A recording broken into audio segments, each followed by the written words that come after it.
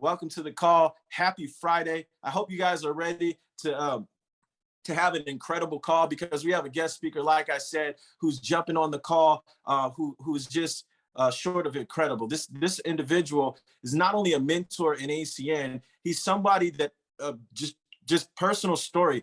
I remember when I first got started in this business, I was brand new. I was barely something called an ETT. Some of you that are new to ACN don't even know what that is. But I started a team under one of my up and coming leaders in San Diego that started out in LA. And I said, okay, well, we signed up someone in Los Angeles, we got to go. And we found out about a meeting that was happening in LA. And this individual was doing the meeting alongside of his friend of his, Troy Wilkinson.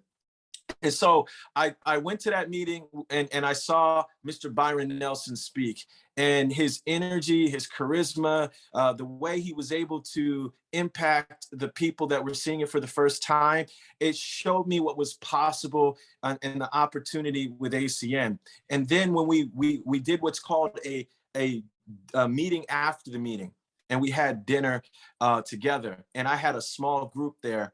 And like I said, I was new, and his partner, Troy Wilkinson, he saw us in there and he said, well, I hope you guys enjoy dinner. And he said, dinner's on me. And I'm telling you guys, there were like 30 people there. And this is just the type of people that I saw Mr. Nelson around. I saw him do the exact same thing over and over again out of the kindness of his heart. And the things that he gives in, the people he shares with, he doesn't do it for clout. He doesn't do it so people can see him. He does it because of the kindness of his heart. So I thank you as a friend. I'm always excited to see you, and I'm happy to see you on the call this morning. So without any further ado, I want to introduce my friend, business partner, Senior Vice President, Mr. Byron Nelson. Good morning, sir.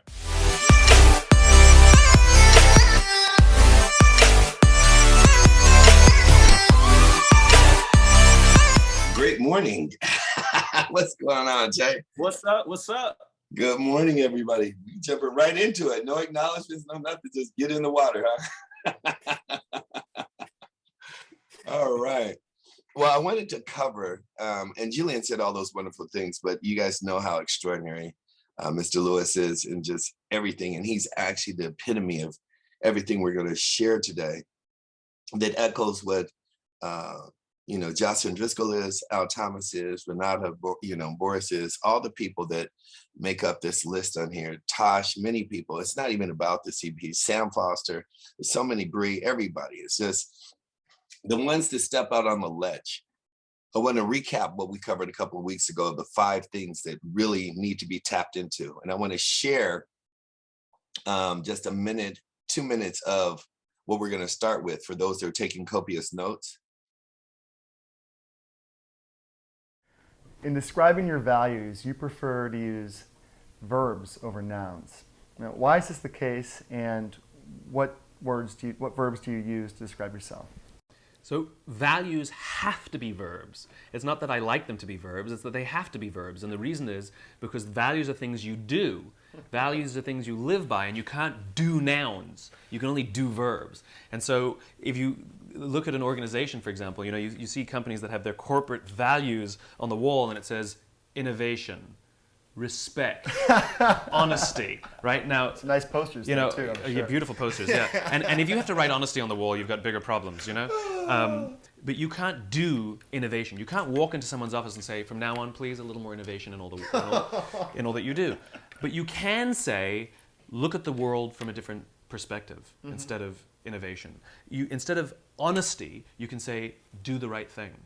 You can hold people accountable to that. You can create measurements around that. And when somebody says, were you honest? We're like, well, yeah, but it was more profitable. You can sort of sneak around it. Whereas somebody says, did you do the right thing? It's a higher standard. And so you have to have verbs if you want to do them. So my values are take an unconventional perspective, keep it simple, share. I believe in sharing everything, sharing ideas, sharing experiences, silver line it. And what I mean by that is I find the silver lining in every cloud. The goal is not to try and fix the things that are broken. The goal is to try and amplify the things that work. Yes. And ultimately, one of the goals is make long-term progress. And because that is a stated value, a stated way of operating, and it is a verb, I focus on measuring the long-term value I can create in the world and not just the short-term gains. So the first thing we're talking about here is really being able to tap into your goals. What are your goals for this month, for this year, for the next short term of 2 years, 3 years? You really, and we talk about them a lot, but it's really a matter of having an equilibrium, right? Or being equally yoked in all the different areas of your life, from your health to your mind, to your spirit, to your finances, to your family. From your mind to your spirit, to your health, to your finances, to your family. And you have to have all of these goals in order to bring it together as a compounding effect, in order to be a lethal weapon in your own progress, if that makes any sense. You know, I mean, we say it all the time, what good is $1 million and you don't have health? What good is, you know, put it like this. I was listening to some things today. What is a distractful person? Meaning, what is it that distractful people do? They distract. So how is it that you keep your power of focus? And what really came to mind, having gone to Vegas this weekend, this past weekend, I know Mr. Altama was out of town, but I went to go see a show called Mystere, and we'll come back to that in a second. But what really stood out to me, and why I'm talking about distractions, and many of you have heard me talk about, it's not your power of focus, it's your power of getting rid of the distractions that allows you to succeed. So I'll say that again. It's not your power of focus. It's really, how do you get rid of the distractions? If somebody busts in Sam's room right now, he's distracted. It's not that he's not focused on this call, but somebody just came into his room and distracted him. Are you guys following me on that? Just not yet, if this is making sense. When I was looking at the championship games, because those that know me, I'm very much into basketball, and I love the playoffs more than anything else, because the game just goes to a whole nother level. And if you watch any of these games, I was watching, oh, what is it called? I just want to say Louisiana, but they're down south. They were playing against, who were they playing last night? It was kind of ridiculous. They just lost last night. Yeah, they were playing the Suns. Thank you. My mind was gone. And it was such a tight game. I mean, the entire game was within 2 points the entire game from start to finish. It's not like one ran off and then one ran off and then one ran off. The whole game, the entire game was within 2 points, which is why they're professionals, why they're getting paid all the money they get paid, to be able to play at that level, a certain frequency. And I ask people, who is the greatest doctor all the time? I ask people, who are the greatest nurses, who are the greatest engineers, who are the greatest, architects, who's the greatest golf player, and how did they get there? And I promise you, it has nothing to do with talent. It has to do with the person, and listen to this, and those who play golf really understand this. I'm not a golf player, I hack, but it's applicable to soccer, football, basketball, hockey. It's applicable to every profession under the sun, from medicine to law to an accountant. The one, and write this down, the one who makes the least amount of errors. Last night's game, the Pelicans versus the Suns, came down to, because you had CP3, you had Chris Paul, for those that don't know, don't try and keep up with the basketball, but he broke a record in the last quarter of the game of hitting 14 shots. Literally, he shot 14 for 14. He did not miss one shot last night. It's never been done in the history of the NBA in the playoffs. This man is 37 years old. People are talking about LeBron. Yes, he's revered. He is a beast. They're talking about all these other players. This man is 37. He's right there with him. There's a reason why they call him a point god. He missed not one shot. In fact, the Pelicans were up the majority of the game, back and forth 2 points, an entire 4 quarters. And it came down to the most seasoned, the most under pressure, the most composed leadership on a team that would not make a mistake, led by a 5-star general. You can take Chris Paul out of the NBA. There's a reason why for like over 5-6 years, he was actually the president of the entire union for the NBA, like 5-6 years. You could take him and put him in any industry, and his resolve, his understanding interpersonal skill sets, him understanding the layout and the landscape of any business plan, he would be a Fortune 100 CEO in any company. Have you noticed, for those that watch it at all, just kind of like the NFL, everybody, you don't even have to like the NFL, but you're going to watch it on Super Bowl Sunday. Everybody does. It's the most viewed. It's the same thing in the NBA. It's the most viewed game when it comes to the championship. Have you noticed that there is an insurance commercial, Farmers Insurance, I guess it is, that Chris Paul does? Because anybody, nod your head if anybody's with me on this. No matter where everybody else, you're talking about every player, every team, he's had co-players on his team or other people, but he is the only one that is actually consistent for the past 5 years that has a permanent position for that commercial in and off of the league time of doing that commercial. I mean, he has a contract. Everybody else, they're suspect, depending if they're winning or not. But Chris, every day. Why am I saying this? Because when you understand what it takes to set specific goals, and you can learn how to stay completely focused. We say it all the time, and I don't mind it's the devil's workshop. The only time you're going to get into your vices, whatever your vices may be, whether it's drinking, smoking, men, women, trying to find a man, trying to find a woman, whatever it is, whatever you're trying to find happiness, trying to find yourself, is when you are not working towards your purpose and towards an intentional goal. I don't care if it's just to lose weight or to get to a certain body fat. I don't care if it's to be able to get to a certain income level. I don't care if it's to get to a certain level of euphoria within a peace within your family, but you have these goals, spiritual goals, that consume you every hour, every second, every minute of the day. And you keep setting them up to get to the next level. Now you need to learn how to break and celebrate your wins. But the people that never accomplish their goals are the ones that are the most distracted. When you are obsessed, you can write this down for those taking notes. When you are obsessed,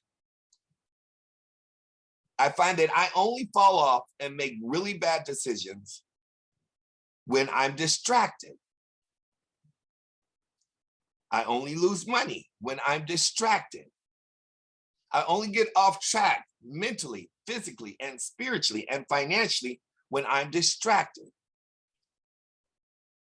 And it's to nobody else's fault but the person in the mirror. So what is it that I'm sharing here? You have to become obsessed with becoming a student of your goals and specifically your purpose and your goals. I'm going to say that again because it's a duality. You have to become obsessed with being a student of your goals, meaning you have to learn everything you can about goal setting. 5 years, 3 years, 2 years, 1 year, 6 months, 3 months, 30 days, 2 weeks, 7 days, down to the day, down to what are you going to do in the next hour to move towards that goal 5 years from now that's already passed into your past. I mean, 5 years is going to come anyway. What is it that you wanted 5 years ago? If we looked at it and we went back to 2017, April 29th, But because it's such a distance past, and because people did not have very distinct, powerful, written down goals, as if the 29th of April, 2022 was a start line. I don't like using the word deadline. A start line. I can promise you very few people really followed a blueprint for 5 years from 2017. They started, they stopped, they reset, they stopped, they started, they got goals, they got dreams. Some people got everything together, but nobody really, very few people, it's a very rare person. Companies do it all the time because you're part of you're a cog in a wheel. So we do our part, whatever job that is within the job, to reach the company's goals. Because if we don't do our job, we're fired. Whether I'm on the board of directors, whether I'm the CEO, CFO, I'm the chief financial officer, we got financial goals, that's all they focus in on. That's their lane for a machine. Not understanding the most effective ones that get to the highest tiers of life operate like that CFO and that CEO with a 5-year game plan in order to not to sustain, maintain, but to expand their company in 5 years. How much has your business, your company being your business being your life, expanded in 5 years from 2017? What were your net goals and gains? What were your losses on a quarterly basis? Are you, write this down, inspecting what you expect every 90 days?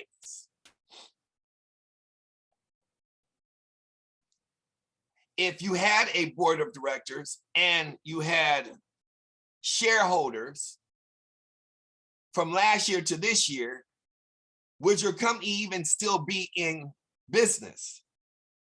And if you were in charge, being the CEO, would you be fired over your own company for the profits it's been able to make over the last year? Because that's what the shareholders and the board is going to do. They're going to fire you because we've had such a loss. The board of directors is not going to listen to, I lost my father this year. My car broke down. I got COVID. I'm going through this depression. I'm trying to find myself. I've been trying to find purpose. I'm not motivated. It's hard finding these customers. Well, I'm back in it now. I'm ready to go. I think I'm going to prospect. Okay, when's the next national? The board of directors is not trying to hear your state of affairs called excuses.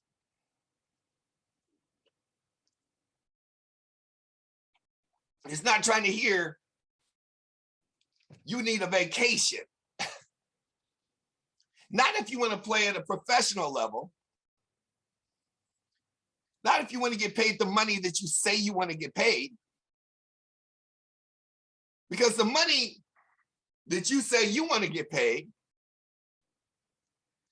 there is Christmas Day, basketball games, New Year's Day, football games, Valentine's Day, football games, championships, tennis matches, Wimbledon. You're at home stuffing yourself, cooking, calling it Thanksgiving, waiting for holidays, acting like an employee mentality, not understanding CEO mentalities, bosses, and the highest paid people don't see these holidays. They vacate and go on vacations when all the rest of the cattle are working. The average person is living for 1 or 2 days.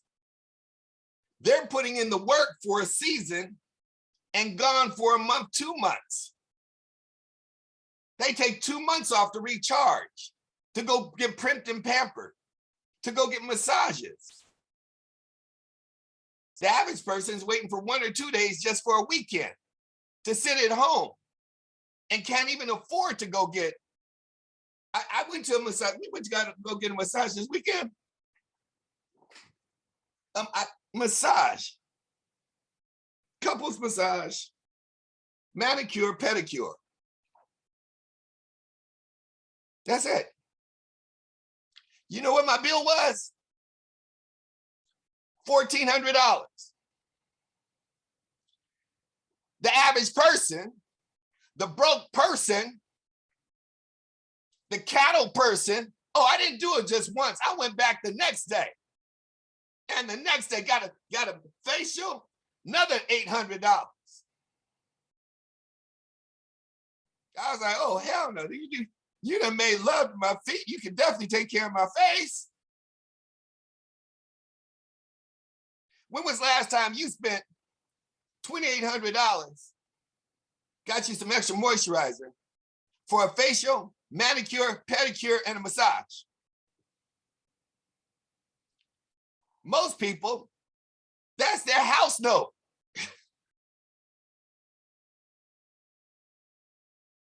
I'm not trying to be with those people that they got to look at the price to figure out how to make themselves feel good, take care of themselves, reset, recharge. I'm not trying to be that person that's like, oh, thank God it's Friday. I don't even know what day it is. And don't want to know. Every day is Friday. Set goals. Powerful goals. Where to just self-preserve becomes the cost of a meal for you. Nod your head if anybody's with me in this preaching this morning. I just want to make sure if anybody's understanding. My goal was to get to a point in life that I never had to look at the bill. No matter what I do, I don't want nobody ever coming to me and say, do you know how much that is? Hold it, you asked for lobster and king crab legs. They don't come on the same plate. Did I ask them to come on the same plate? In fact, I want them on separate plates. That's gonna be an extra. Did I ask you for, is it on the menu? What did I just order?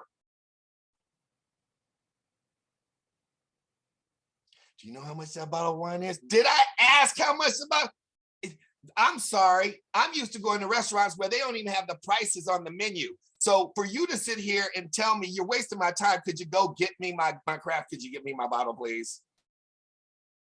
And that year, particularly.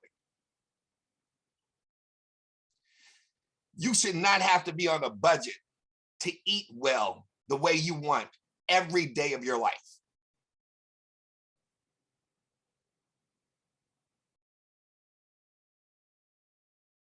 You should not have to, if you have to look at the price of gas, when you go to the gas station, you should not have a car.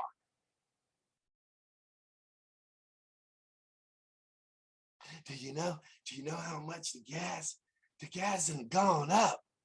I haven't noticed. I just put the card in or go to the place where they fill it up, the filling station, and I drive off.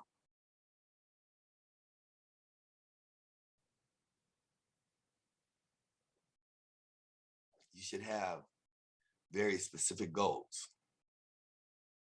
You should become so lethal that the devil runs when you wake up. He's like, oh my God, I was trying to get him while I was asleep. I was trying to get Danny while he was asleep. I was trying to get Julian. I was looking for Maria, Tammy, God, they awake.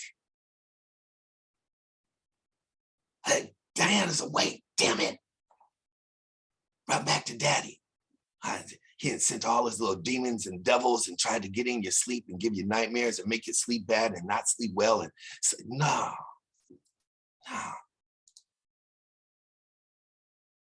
People act like I'm not protected. Are you kidding me? You should be so sold out on your dreams, that they scare anybody you tell about it. It's like, I'm scared to tell people about my dreams only because I know I'll be talking into a small mind. It would just mentally mess everybody up. It's just like, oh my God, it's like, that's just, your dream should be, and I didn't say your wish. Please make the distinction. I said your dream that wakes you up early in the morning. Me and my dog went for a walk this morning. We just look at each other like, watching the cattle go to work. I said, whoa, you see, Roy, if you're going to work. 7 o'clock, yep, we ain't going to work. We going for a walk on the beach. We got a call at 9 o'clock. We just go sit here and meditate and look at the water.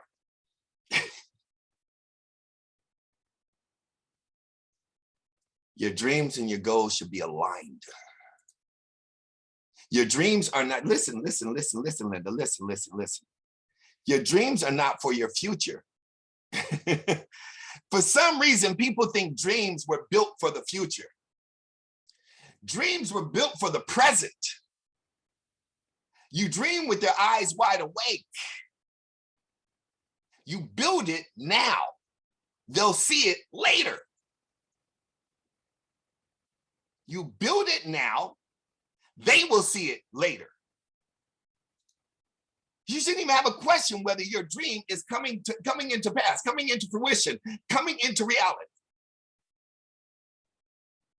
It should be screaming at you. You should be so sound. See, if you even waver from your dream, that's when you're consumed and obsessed with your dream. That's when the devil's up. You let the devil in your life.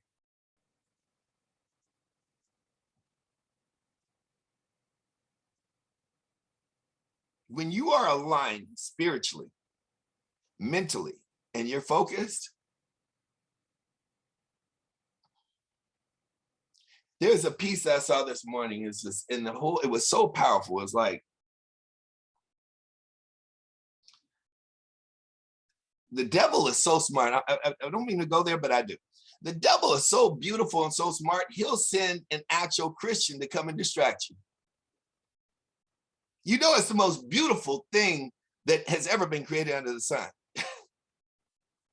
Devil's beautiful. The devil knows the scripture better than you do. And will twist it to make a person believe they're coming to actually bring you a message, not understanding. You so focused, you sitting up there doing heart surgery. It's like, but I got to get you this message. I'm trying to save somebody else's life, and you just.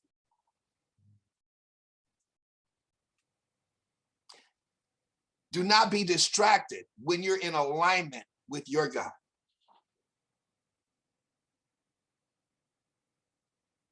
I tell people, I had 2 people call me 2 days ago. It's like, I just have something I need to. I said, could you just pray for me and not interrupt me? I'm in the middle of doing something that is so, I'm trying to save someone's life.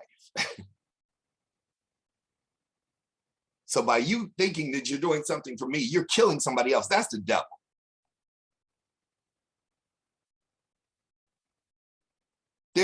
I saw so many homeless people, so many people hurting, so many people who need help. Do I look homeless? Do I look like I'm hurting? God has blessed me so much. My job description is to bless others. I'm good. I'm so blessed, it's scary.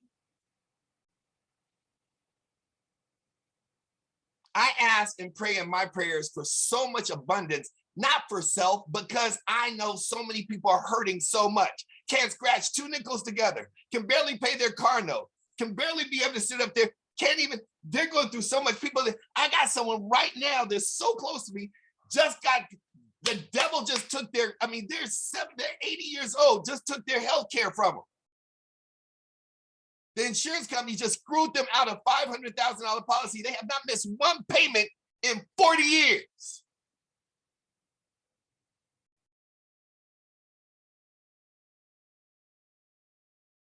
It is our responsibility to pray for others and get up and do for ourselves so that we are in such abundance that you can give. Not just talk. What can you give? What can you do? How much time do you have in freedom? Can you go right now to an orphanage and give up 5, 6, 7 days, 2 weeks? Can you go right now and help somewhere in the Philippines? What can you do? What can you do for your family right now? Do you have generational wealth set up for your family? Then pray, get your house in order. Get your house in order. Now we can combine resources. Is anybody getting this message? It's a powerful message. Because when I talk to you, I talk to myself first. And if it's hit somebody in the heart, then I'm doing what I'm supposed to do. Goals. Second thing, journal. You need to be journaling. A life that is not worth recording is not worth living. A life that is not worth recording is not worth living. Before you saw that person that became successful, that has that house, that has that 5,000, 6,000 square foot home, or those cars and that beautiful family. Before there was a family that was wealthy, before there was a Rothschilds, before there was a Guest family, before there was any of that, there was one person. See, I already identified that one person in my family. Fortunately, there's two that think the same way, me and my sister. But before there was me and my sister, there was one, it was my father, who said, you be the last broke Nelsons in the family tree. There was one who created a family, who passed that on. And there was a grandfather who said, my grandfather walked 10 miles to his job every day, one way, walked, West Indian.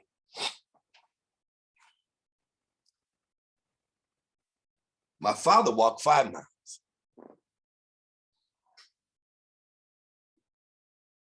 My grandfather said, your father walked 5 miles, and he made a decision. He said, Byron, your first luxury car was a Mercedes. So I'm the grandson that's driving a Mercedes. It's a long time ago. My grandfather said, your son, he's going to drive a Ferrari. And my grandfather said, so my son drove and walked, but he walked and then he drove. My grandson got a Mercedes. My great-grandson, he's got a Ferrari. And my great-great-grandson, he's gonna be walking again. I said, hey, what just happened? What just happened? He said, some of y'all gonna read between the lines on this. This is a color line thing. He said, what's gonna happen is, see, hard times make great men. Hard times make great character. Good times make good men. Easy times allow men to create hard times for themselves.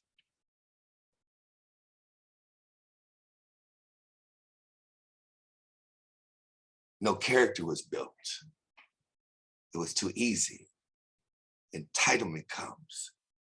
Bad decision-making comes. No purpose comes. He said, what I need you to do, I need you to build warriors in this family and not give nobody nothing except for the wisdom to become who they choose to become, which is a warrior for this family of generations.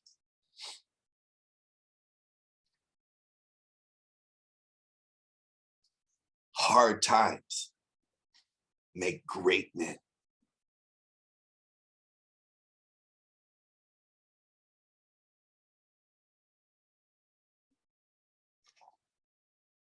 No, Dave, you're gonna have to get that on the recording. I'll make sure Bree gets it to you.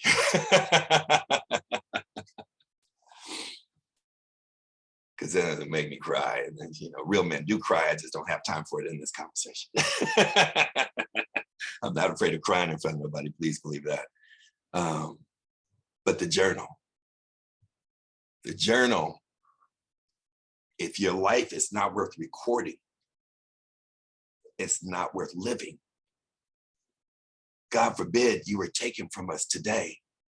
Who's going to remember you 2 generations from now? Who's going to remember you a generation from now?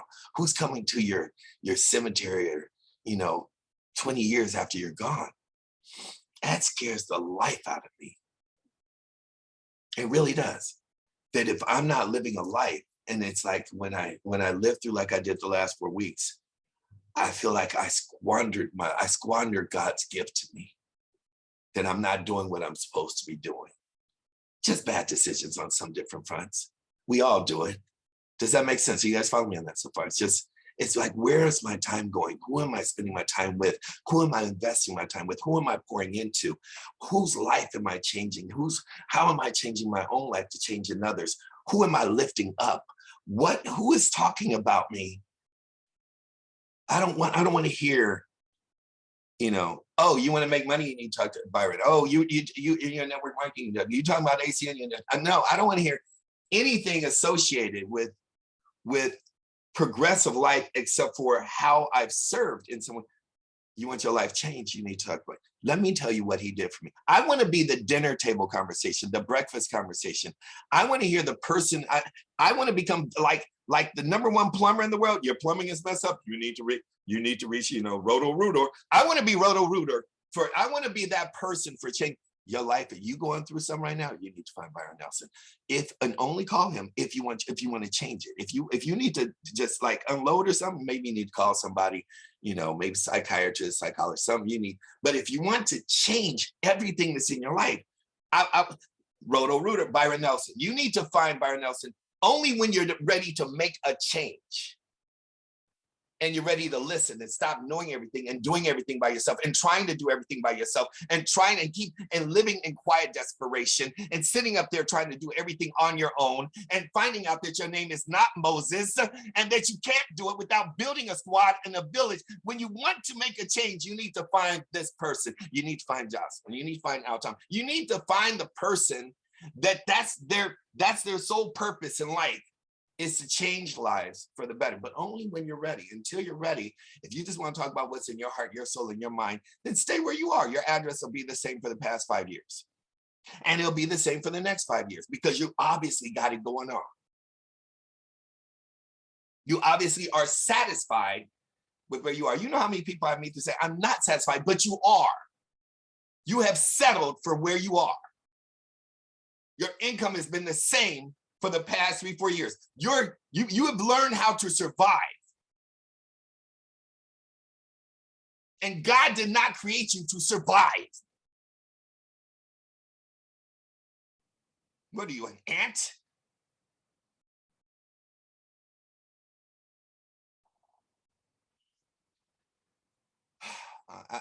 It's the Holy Ghost. Y'all don't blame me. It's not even my fault this morning. I didn't take my meds. It's not even, forgive me. I'm just on one. Jesus, lay hands on me. It's okay. It's okay. It's okay. It's okay. All right. Number 3 is a vision board. You gotta get on the vision board.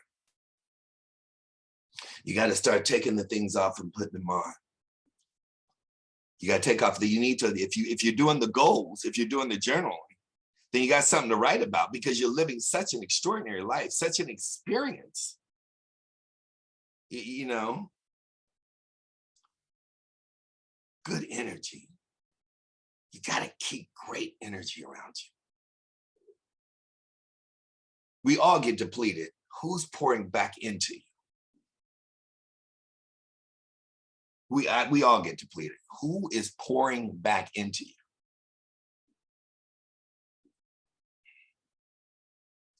I have found empty cans trying to pour into an empty can.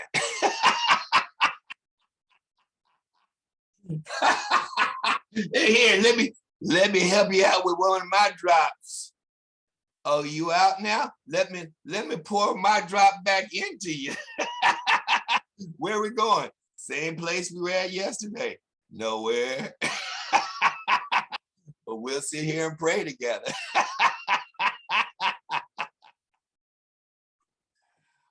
Find people who can fill you up. I mean, fill you up.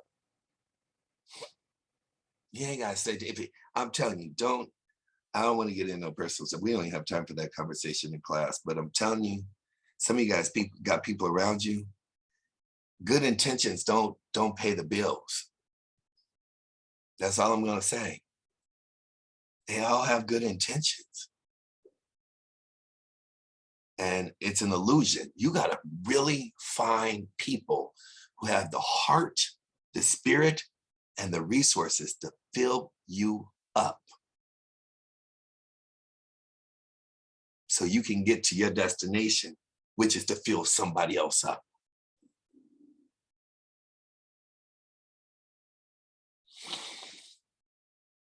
The list.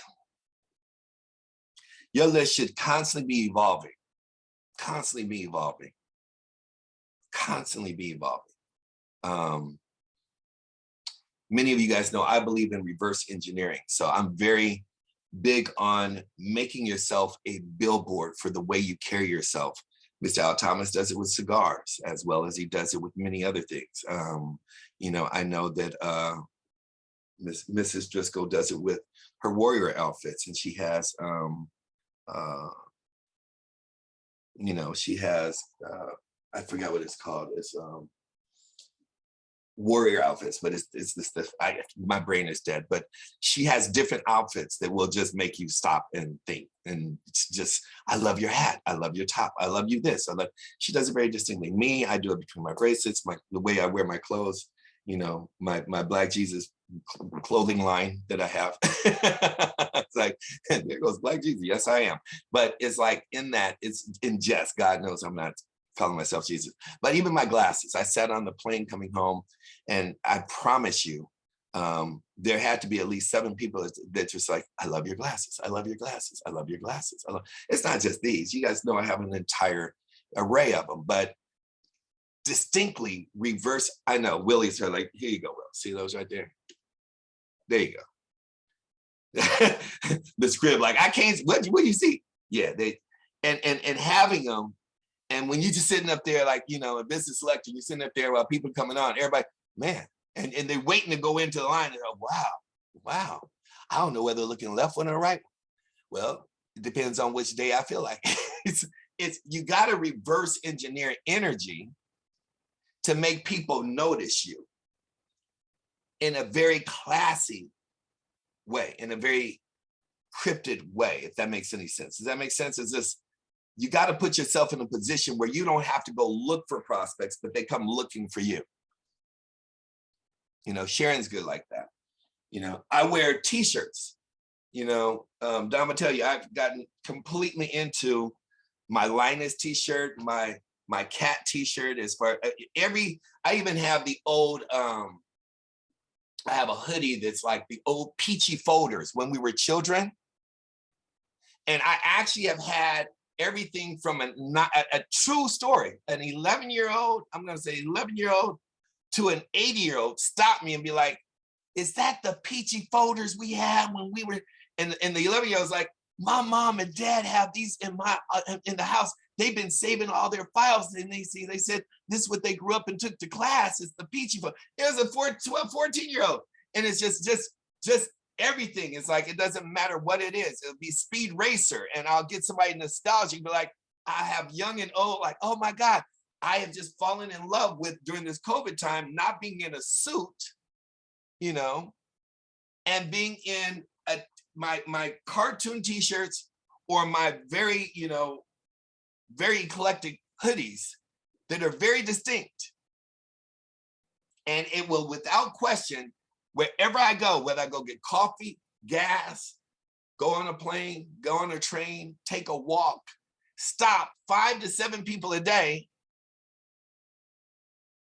I would say unintentionally, but it was intentional when I woke up. I don't have to be flashy. I'm not trying to wear a diamond watch. I'm not trying to wear a diamond this or a whole bunch of chains or try to be all, or I'm not wearing my pants off my ass or a Gucci belt. Just a nice t-shirt that makes a statement.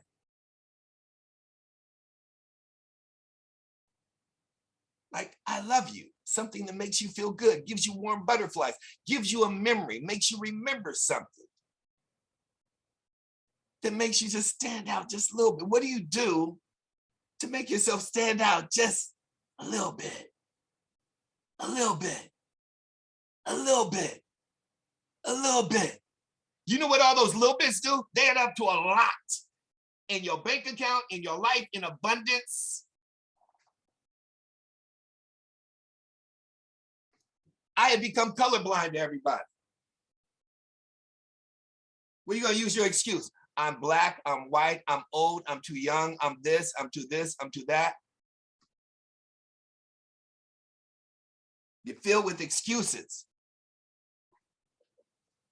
Excusitis is the most deadly disease that exists underneath the sun. You either have, write it down, you either have an excuse or a reason to succeed. Life is real short. You either have an excuse or a reason, a powerful reason. If you are not pissed off about something in your life, something's wrong with you. Every person I've ever seen succeed got pissed off about something and said, I will never be in this situation again in my life. Every person that has succeeded was a pissed off, and they didn't let you see it. They managed, they did what I call emotional management. They managed the emotion, but it was a roar.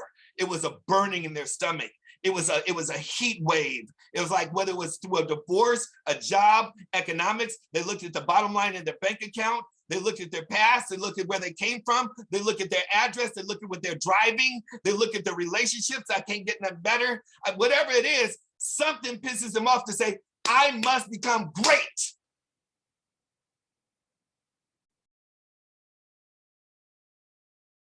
I must become the greatest version of me that the world stands in awe because of how I love myself. Y'all catch that? How I love myself. I'm here because I made bad decisions and I didn't love myself enough to make strong decisions. I didn't stand in the fire when I should have and said no, or walk away from that person, or do this, or do that.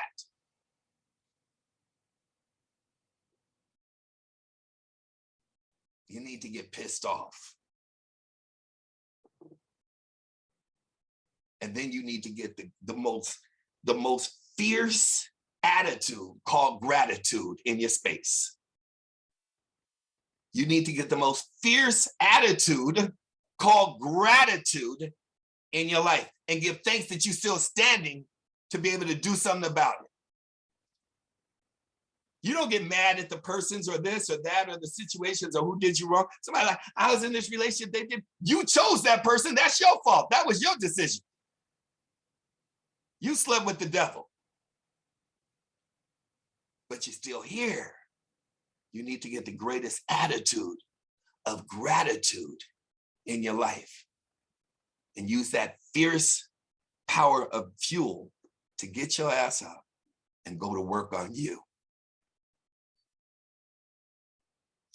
Well, I'll do the rest of the happy hour. One more, but I think you guys got enough to be able to start your day. That's what I call straight caffeine, some good coffee.